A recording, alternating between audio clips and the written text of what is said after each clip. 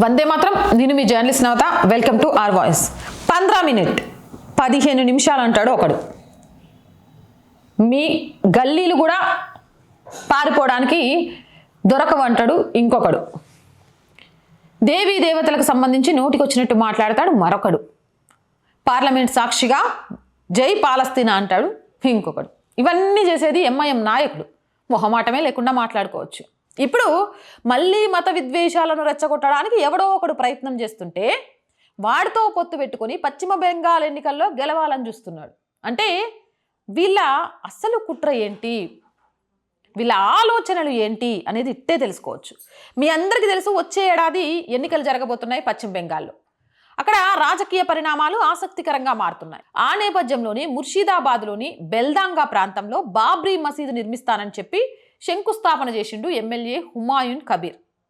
గిన వార్తల్లో కూడా నిలిచిండు దీనికి సంబంధించి. ఈ వివాదంతో సీఎం మమతా బెనర్జీ నేతృత్వంలోని తృణమూల్ కాంగ్రెస్ కబీర్ని పార్టీ నుంచి సస్పెండ్ చేసింది. కానీ కబీర్ అక్కడ శంకుస్థాపనకు చేయడానికి ప్రయత్నం చేస్తే 2 లక్షల మంది ఇటుకరాలు మోసుకొస్తే భారీ బందోబస్తు వచ్చి చాలా క్లియర్గా అదేటట్టు చేసింది. అంటే బయటకు కనిపించకుండా ఇండైరెక్ట్గా సపోర్ట్ చేస్తూనే వచ్చింది. కానీ కబీర్ దీని గురించి మాట్లాడుతూ వచ్చే ఎన్నికల్లో మమతా బెనర్జీ మాజీ సీఎం అవుతున్నారు, ముస్లింల ఓటు బ్యాంకును కోల్పోతారని చెప్పారు. వచ్చే ఎన్నికల నాటికి కొత్త పార్టీని ఏర్పాటు చేసి అసదుద్దీన్ ఓవైసీ ఎంఐఎంతో పొత్తు పెట్టుకుంటామని ప్రకటించారు. ఇక్కడ నాకు అర్థం కాని విషయం, అంటే ముస్లిమ్స్ అంతా కూడా బాబర్ని ప్రేమిస్తారా? ముస్లిమ్స్ అంతా కూడా భారతదేశాన్ని ప్రేమిస్తారా? ఎందుకు అంటే బాబ్రీ మసీదు కడతా అంటే పార్టీ నుంచి సస్పెండ్ చేస్తే ముస్లింలు ఎవరు ఓటేయరని చెప్తాడు ఈ ఎమ్మెల్యే. అంటే ఇక్కడ ముస్లింలకు భారతదేశం అంటే ప్రేమ ఉందా, లేకపోతే బాబర్ అంటే ప్రేమ ఉందా? నిజంగా భారతదేశం అంటే ప్రేమ ఉంటే ఖచ్చితంగా బాబ్రీ మసీదు కట్టడానికి ప్రయత్నించే వాడిని అడ్డుకోవాలి. ఇక ఎంఐఎం పార్టీ భారతదేశంలో ఉందా, పాకిస్తాన్లో ఉందా? ఎందుకు అంటే భారతదేశాన్ని ప్రేమించే ఎవరు కూడా బాబరు, టిప్పు సుల్తాను, ఔరంగజేబు ఇలాంటి వాళ్ళ స్మారకాలు, ఇలాంటి వాళ్ళ ఏమంటారు కట్టడాలు కోరుకోరు. బాబ్రీ ఒక వివాదమైన కట్టడం, దాన్ని కూల్చేయాలని చెప్పారు.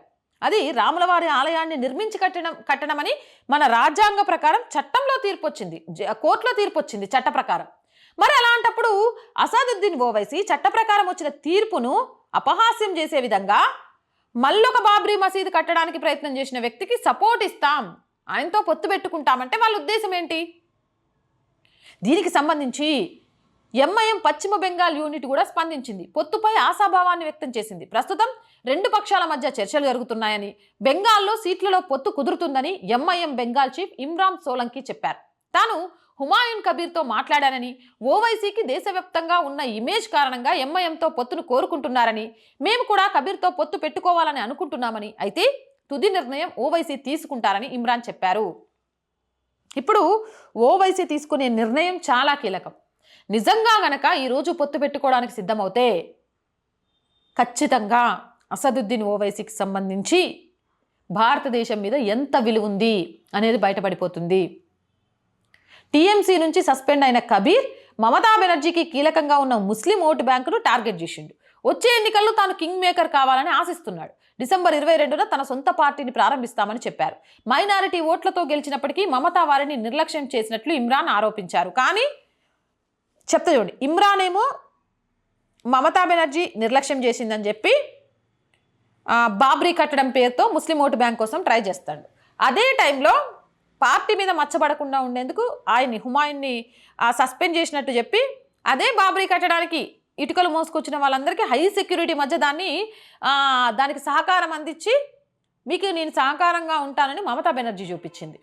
ఇక ఆడిపోతే ఈడిపోతే ఇంకొకడు అని, మీరు కాకపోతే ఎంఐఎం అనే ఒక పార్టీ ఉంది దాంతో పొత్తు పెట్టుకుంటామంటే ఎస్ మేము కూడా సిద్ధంగా ఉన్నాం, మాకు ఇష్టమే, కానీ అసదుద్దీన్ చెప్తే మేము పొత్తుకు సిద్ధం అంటారు ఇంకొకళ్ళు. అంటే వీళ్ళంతా రాజకీయ ఓటు బ్యాంకు సీట్ల కోసమే ఆలోచిస్తున్నారే తప్ప బాబ్రీ కట్టడం ఈరోజు భారతదేశానికి ఏం అవసరం?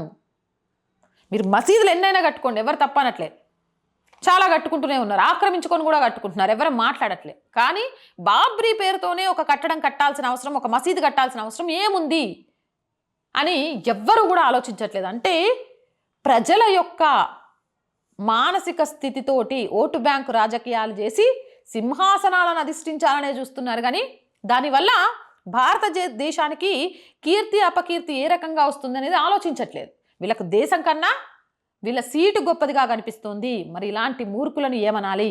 మీరే చెప్పండి, మీ అభిప్రాయం ఏంది అనేది. మోర్ వీడియోస్ కోసం ఆర్ వాయిస్ ఛానల్ వెంటనే సబ్స్క్రైబ్ చేయండి. ఆర్ వాయిస్ పొలిటికల్ రెండు మన ఛానల్స్ ఏనండి. So please subscribe our channels. Content బాగుంది అనిపిస్తే లైక్ చేయండి, షేర్ చేయండి.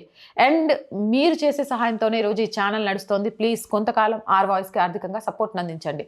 ఆర్థికంగా సపోర్ట్ చేయాలంటే సబ్స్క్రిప్షన్ పక్కనే జాయిన్ అనే బటన్ ఉంది. 1 to 4 లెవెల్స్ ఉన్నాయి. ఏదో ఒక లెవెల్లో సపోర్ట్ చేయండి.